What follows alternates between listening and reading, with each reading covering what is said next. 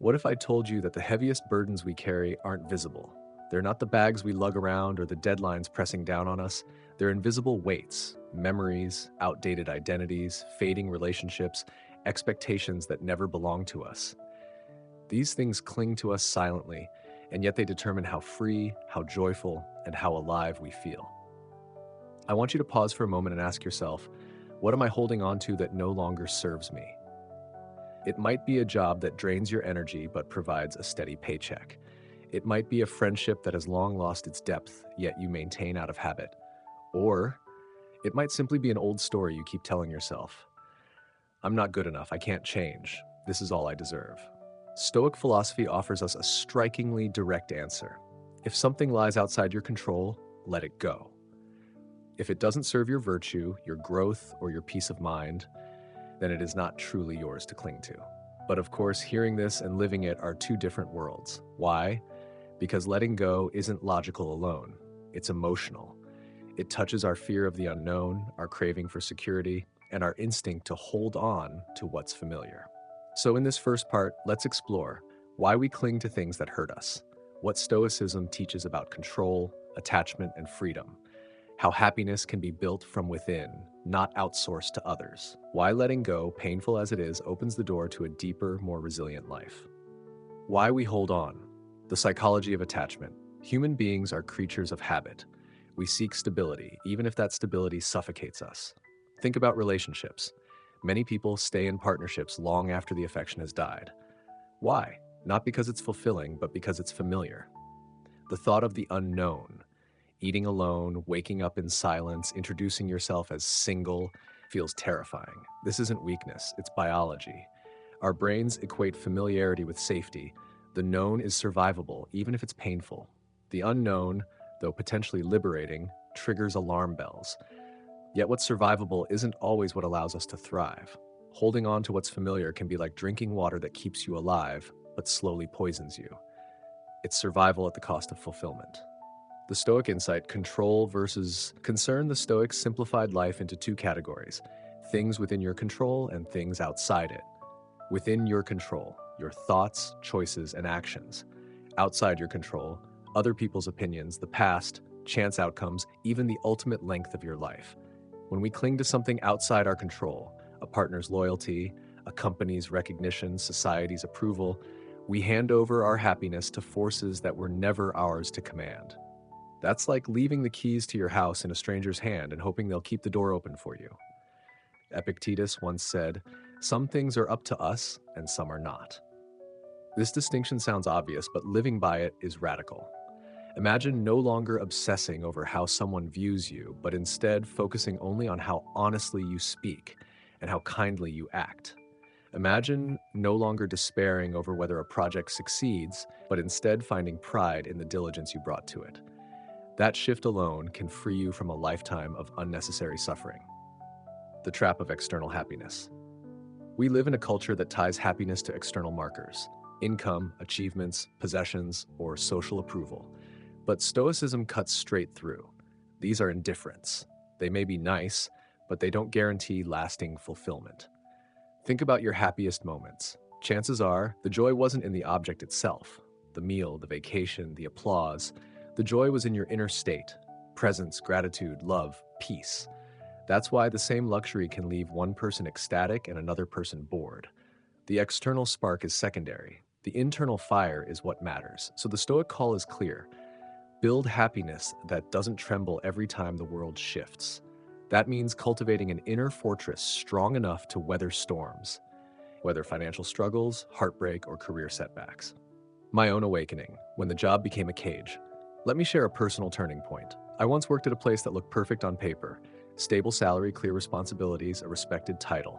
But every morning, dread grew heavier. I felt myself shrinking, day by day, into someone mechanical and joyless. Still, I stayed. Why? Because I feared the unknown. Unemployment, judgment, uncertainty. The irony was that by staying, I was already living in my worst fear: a life stripped of vitality. When I finally left, I felt both terror and liberation. The fear of the void was real, but it quickly turned into space for growth. Within months, I pursued opportunities I had ignored for years, rediscovered hobbies, and felt lighter. That's the paradox. What we fear losing often isn't giving us life, it's taking it. Building inner joy, the Stoic fortress. How do we create happiness that doesn't collapse with external change? The Stoics suggested 4 practices. Self-awareness. Through journaling, meditation, and honest reflection, we learn our true desires versus borrowed ones. Simplicity. By reducing clutter, both mental and material, we free space for what matters, owning fewer things but cherishing them deeply, saying no more often. Gratitude. By shifting focus to what we have, we stop chasing endless lack. A sunset, a laugh, health, a friend. These are riches. Nature and activity. Stoics valued physical resilience and connection to the natural world. A simple walk can restore perspective and humility. I practice these deliberately. Gratitude journaling in the mornings, limiting mindless purchases, sitting in silence with coffee instead of checking my phone. Over time, I noticed my mood became less fragile. A bad day didn't ruin me. A disappointment didn't shake me. Pain as the gateway to growth. Let's be honest, letting go hurts. Ending a relationship, leaving a job, breaking a habit, each feels like tearing a piece of identity. The grief is real because our sense of self was tied to those attachments. But pain is not the enemy.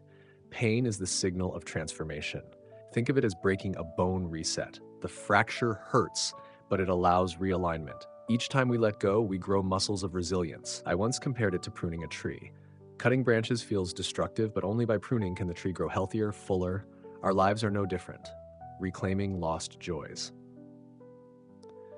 Think back to childhood. What lit you up? Was it drawing, singing, running, reading?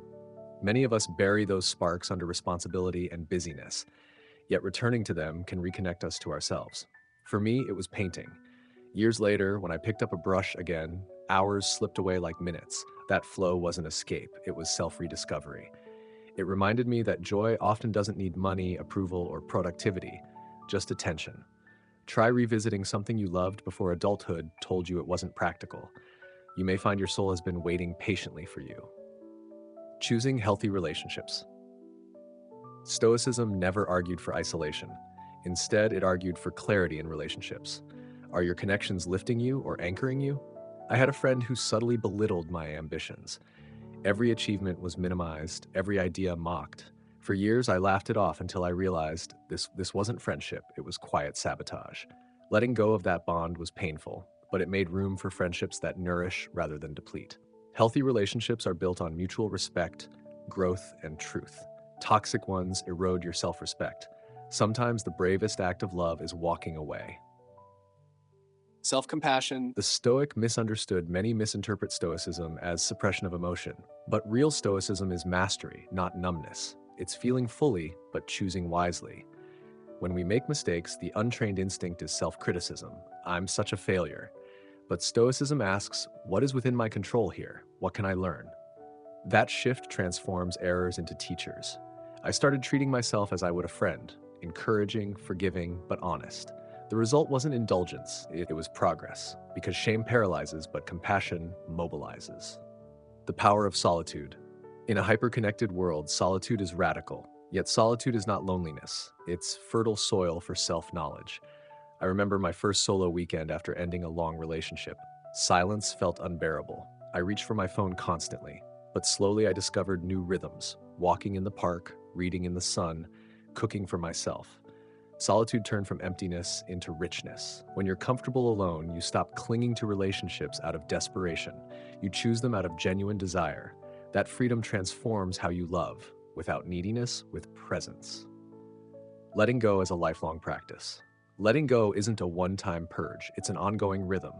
Life constantly changes, and with it are attachments. Each season asks, what is no longer serving me? Sometimes it's a mindset, perfectionism, comparison, resentment. Other times it's external, a job, a possession, a relationship. Practicing release is like keeping a garden, constant pruning, constant renewal. The more often you practice it, the less frightening it becomes. Over time, you trust the process. That emptiness is temporary, and renewal always follows. Letting go is not loss, it's transformation. It's not giving up, it's reclaiming. Each time you release something that holds you back, you affirm, I am enough on my own. My happiness is mine to create. So, dear listener, ask yourself today, what am I clinging to out of fear? What could open in my life if I let it go? The path of Stoicism is not easy, but it is liberating. It leads to a joy rooted in you, not in shifting sands. Letting go is not the end, it's the beginning.